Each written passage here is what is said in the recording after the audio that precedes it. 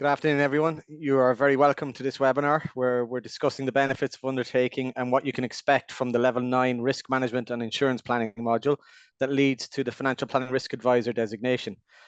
My name is Brian Dunphy and I'm a Student Relationship Manager with LIA for this course and a graduate of the Postgraduate Diploma in Financial Planning, of which this module is part of, and also I am a CFP professional. I'm delighted to be joined today by Olive Reid, a pension actuary with over 20 years experience providing corporate and personal financial advice and currently investment solutions manager with Bank of Ireland. And we're also delighted to say that Olive is the new lecturer with LIA for this programme, taking over from Brian Grimes, who due to his most recent career move is unable to commit to continuing to deliver this course. Olive, you're very welcome and thank you for joining us today and participating. Brilliant. Thank you. So before we get started, I encourage our audience to ask questions. You'll see a Q&A box at the bottom of your screen. We've set time aside at the end to answer these questions, and any questions we don't get to, we will follow up with the individuals afterwards. So to attain the Financial Planning Risk Advisor designation, or the FPRA, you must complete one module called Risk Management and Insurance Planning. This module is one of the modules of the Postgraduate Diploma in Financial Planning, so it can be completed as part of this program or on a standalone basis. Olive, I studied this module previously, and one thing I can say honestly is I really enjoyed the course content and the collaborative approach. And having known you for a while now, I know that you're going to bring that to the classroom very much so. But can I ask you to give us an insight into what students might expect from the course over the 12 weeks and what the overall learning outcome you hope students will achieve? Sure, Brian, absolutely. Well, I agree with you. Firstly, it is quite an enjoyable course. I think the course really is designed to ensure that students are well equipped to tackle the growing complexities around financial planning in practice. I believe it will help students to develop bespoke solutions for their clients, ensuring always that a holistic approach is always taken. And that often doesn't happen when we're giving financial advice. We can often miss out parts. So I think this course makes sure that we have a holistic approach always in mind. So in short, I think what this course does, it ensures that students, when they finish, they have the confidence that they are now equipped to give best-in-class financial advice for each client that they meet. Obviously, given the title of the course, there's a lot of talk on risk, and we'll be going through risk in a lot of detail. We'll talk about the risks that face individuals on their financial journey, be it pre-retirement right up to within retirement. We look at these risks in detail. There's 11 in total that we will go into in detail, and we'll look at the ways we can mitigate those risks or indeed reduce them. So some of those risks you'll be familiar with. You're looking at mortality risk, longevity, market risk, inflation risk, interest rate risk, among others. One risk that I absolutely find very fascinating is behavioural risk. We actually have one of the lectures devoted to talking about behavioural risk, why people actually make the decisions they make. So it's quite an interesting topic. So I look forward to particularly to covering that in a lecture.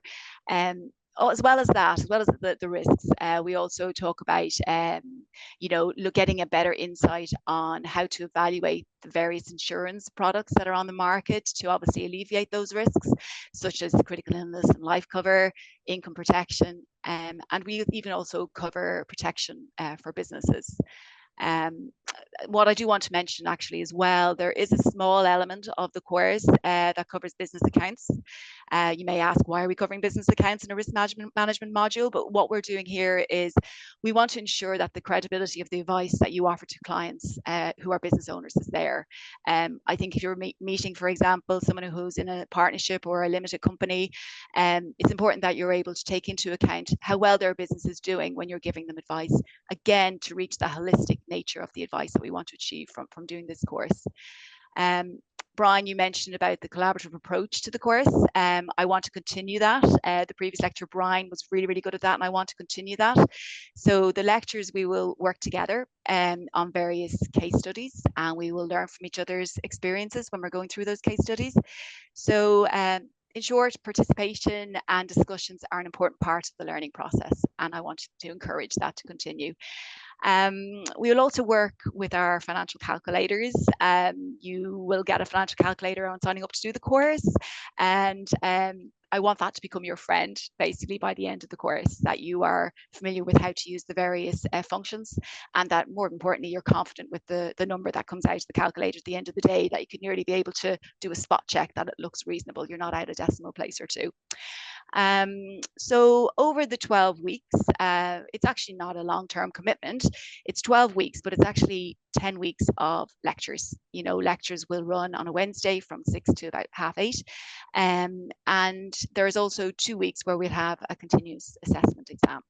So we have a continuous assessment exam in week 6 and also in week 9. So that will cover the material covered up to those points. The week 9 exam is actually purely on the accounts, on the business accounts. And when you finish that, you no longer do business accounts anymore. That's not covered in the final exam. Another, I suppose, good point with this course is that those 2 continuous assessment exams, they're both weighted at 25% each. So it just means your final exam is only, 50% of the course. So it definitely helps to alleviate any feeling of dread with the final exam. You've already covered 50% of the marks. And finally, just, again, Brian, you touched on this, there's flexibility associated with this program. It can be undertaken as an individual module in its own right, or it can be used as a stepping stone to progress through the other modules that are needed for the postgraduate diploma in financial planning. It's brilliant. Yeah, Olive, you're giving me flashbacks, and you're bringing it all back to me. And in fairness, as I was listening to you there, I actually was thinking about when I started the course, and first thing that struck me was, I was fearful. I always had in my head, I'm not an accountant. Oh my God, I'll struggle. But actually, that shouldn't even enter your head. That you're there to learn some of the accountancy stuff, and it is actually very, very relevant. And post course, I think I had better discussions. I think with people, especially when you bring into account what when you're speaking to maybe somebody who's self-employed or a business owner. It's amazing the different types of conversations. And the other thing that struck me there was certainly the collaborative approach. Even from just the class, it will be full of different people from different backgrounds. And what I learned from over the 12 weeks is actually everybody learned from everyone, because there will be people with lots of things to bring to the party here, and you probably as a lecturer will see that as well, which is great. Yeah, you absolutely. get the benefit of it. That's super. Well, look, leading on from that, can I ask you if you could tell us what are the practical pieces of information that you can expect students to take from the course, and how can the knowledge and skills that they're going to gain from the course be directly applied to work in financial planning? Okay. I think firstly, what this course does, it makes you realize that, if you don't already, I'm sure you already know this, but it makes you realize that clients don't always think rationally. We have this, I suppose, view that people will always be rational in their decisions. So I think what this course highlights is that, our past experiences, be it, bad experience with the investment markets, for example, our connections, they can all influence irrational thinking. And I think what this course does, it helps us as an advisor to provide them with, advice that's built on fact and to take away that irrationality. The other thing I think this course does is it marries 2 important concepts. I think as an advisor, you're very familiar with, carrying out fact finds to work out someone's risk appetite. But what this course does, it marries risk appetite with risk capacity. That's something that was new to me, really. When I did some financial advice work many years ago, and always the gung-ho, I suppose, focus is on a person's risk appetite, whether they're 1 or a 7. But you also have to take into account that risk capacity as well. There's no point, being a very, person who wants to take risk and, want to invest in the stock market when they simply don't have the capacity to deal with the falls that could happen. So it's marrying those 2 things together. That course will, embed that.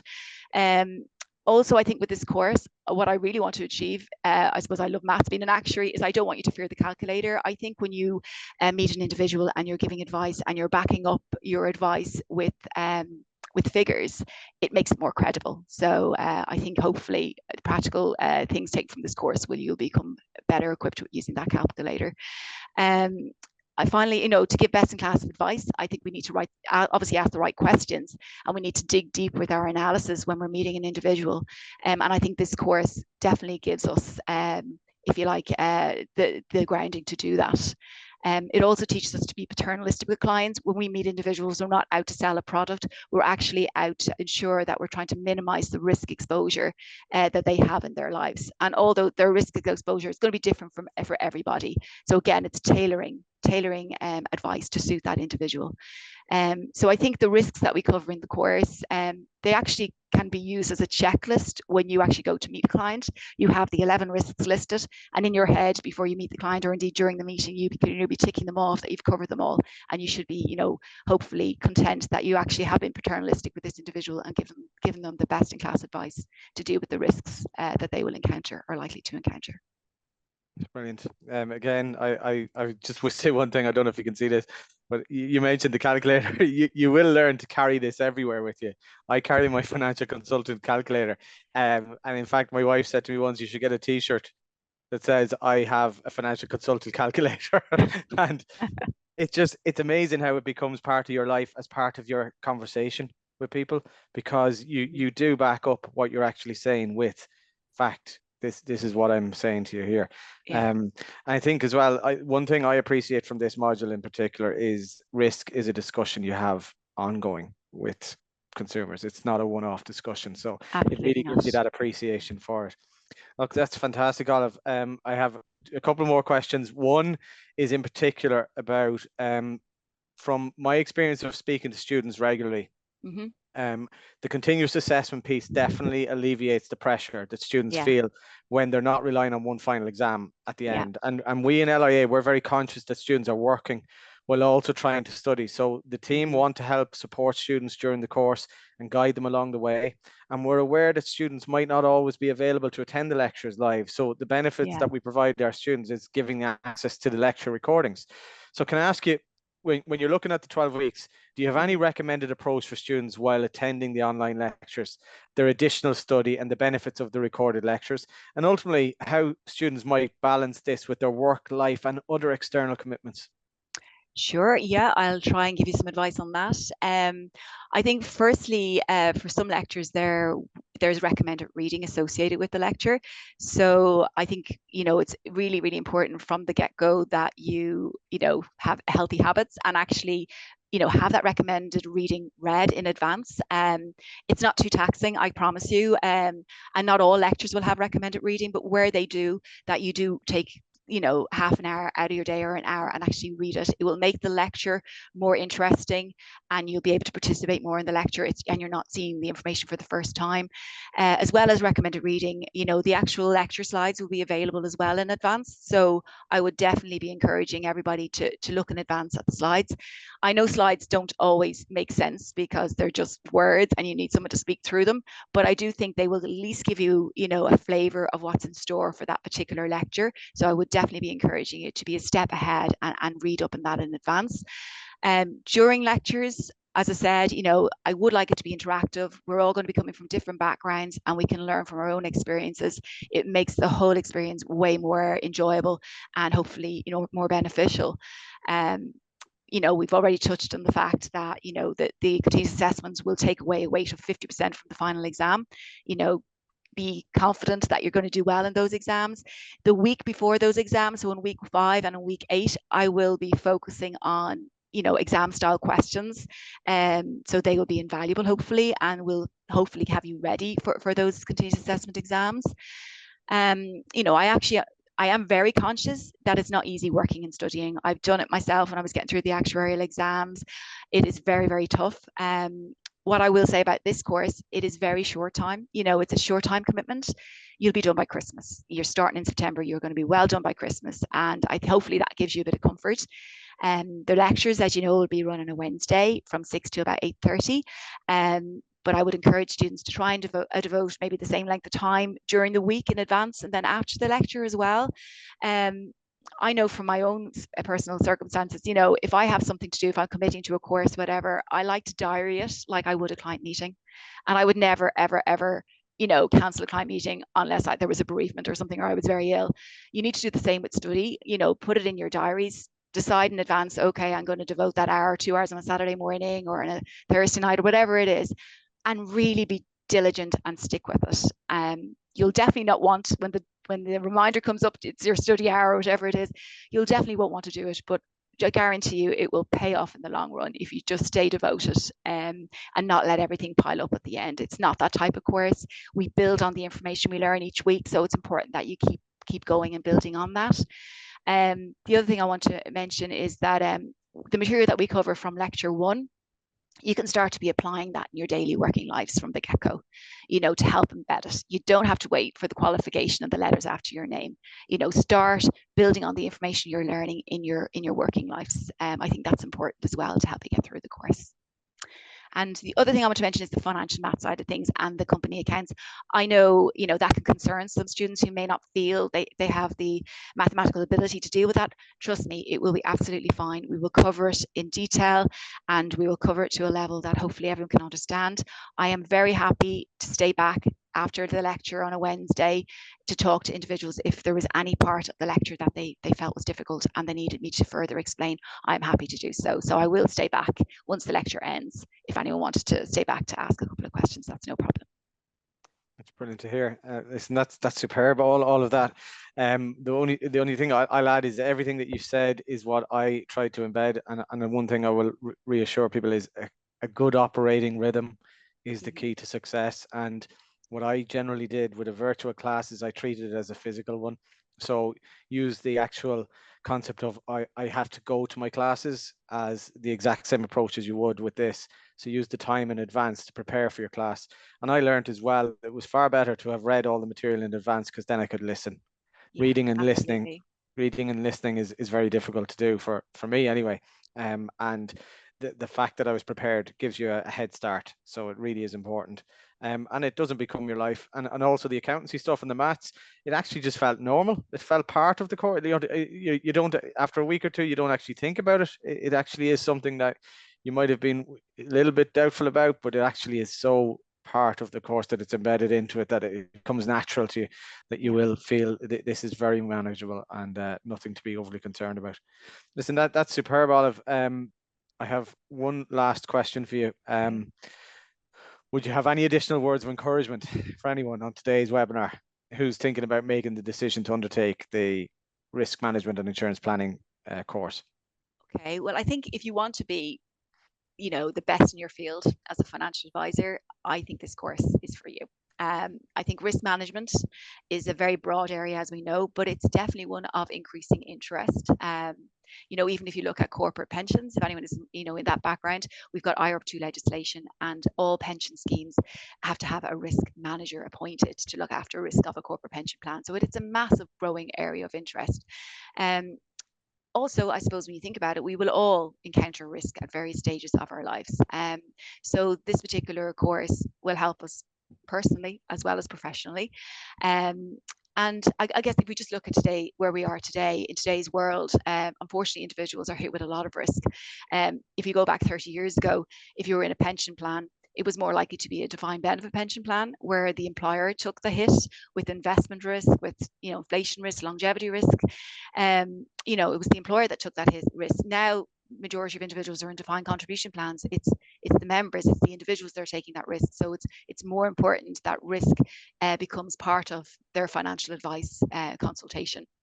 As well as risk, there's definitely a growing number of insurance and financial products on the market, and that can be very confusing for individuals. So again, I suppose having the knowledge that you will get from this course behind you will make you more equipped to provide those individuals with the advice they need when it comes to selecting a product.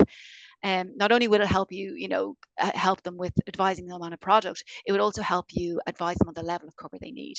And that, again, you'll be using your calculator to work that out. Well, you'll be able to, with confidence, based on a person's circumstances, have an idea of how much life cover they may need or how much critical illness or income protection they may need. So that's quite useful. The other thing I want to add as well, and my final point is, I suppose, misinformation and disinformation is becoming, I suppose, a top risk globally. And I read that in a report recently, and I was very surprised to think it was up there. And I suppose when you think about it, we all have information on our fingertips. At the end of our hands, we have our phones. We can access information 24/7.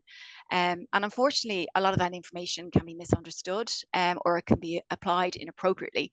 And I think nowadays there is a genuine need for advisors to be a trusted source of help for people, to allow individuals, manage the risks on their financial journey, and to recommend appropriate insurance products that will ensure that they have the right cover in place for their specific needs. So I do see an increasing need for financial advisors to have that knowledge behind them, to actually give that well required and well needed pieces of financial advice to individuals going forward. Brilliant, Olive. I think one thing your students will definitely do, and they should do from the course, is they should look in the mirror and apply everything that they learn on their own financial plan. And it's at that point that they'll see the benefits of it personally. If ever any of those risks are encountered, they'll realize, thank God, I actually implemented and practiced what I preach, because it really does stand the test. And, absolutely. I think that's one thing that a lot of people will get personally from it. Olive, look, I have to thank you for everything that you've shared with us. I'm sure you've given everybody a lot of information and plenty to think about as they prepare to take the next step towards attaining the Financial Planning Risk Advisor designation. I just at this point, I want to share the contact information to everybody. If they want further information in relation to the course, you can get the information on our website, which is www.lia.ie, or you can email our team directly at level9@lia.ie. And finally, you can always reach out to me, Brian Dunphy, within the LIA team, and I'm more than happy to chat with anybody in detail and help you in regards to making that next step towards your education goals. So you can reach out to me through the LIA website or by email. My email is brian.dunphy@lia.ie. So finally, before I let you go, Olive, we have a couple of questions in the Q&A, if that's okay. Yeah. The first one is in relation to preparing for the course. And the question is, what can I do in advance of the course starting to prepare? Okay, what could you do in advance? I think a good starting point, and I don't mean to sound like I'm on repeat here, but I think the calculator is a good place to start.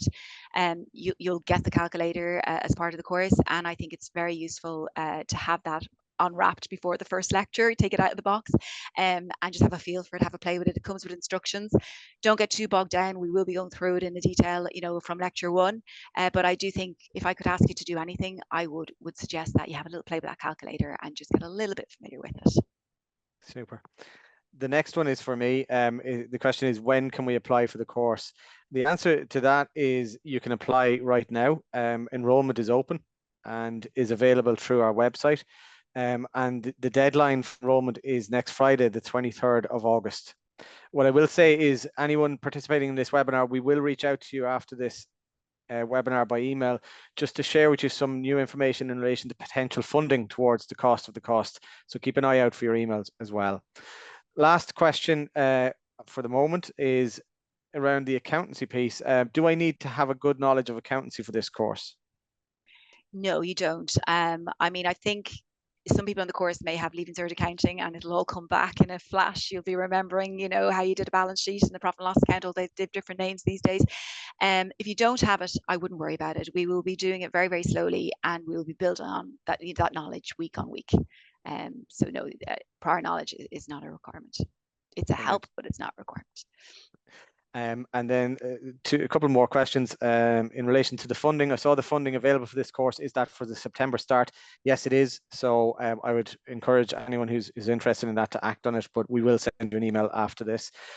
Further question around the software for the calculator. Is there an online tool or version of the calculator online?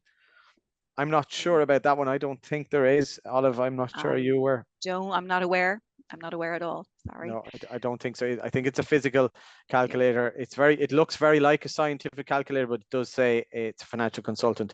But when you do register, you do get the calculator sent to you. And then the last one is, when's the content of the course timetable being released to the member area on the LIA site?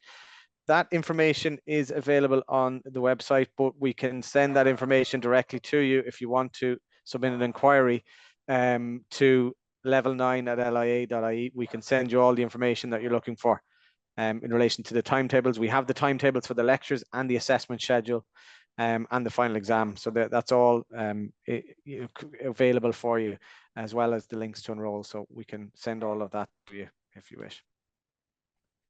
I think that is all the questions for the moment. Okay. That just leaves me to thank you again, Olive, for being part of this webinar, and we're delighted to again welcome you to the LIA family, and for sharing your insights. And thanks to everybody who has turned up today and participated in the webinar, and we hope you find it beneficial. So thanks and best of luck with your studies. Yes, thank you all.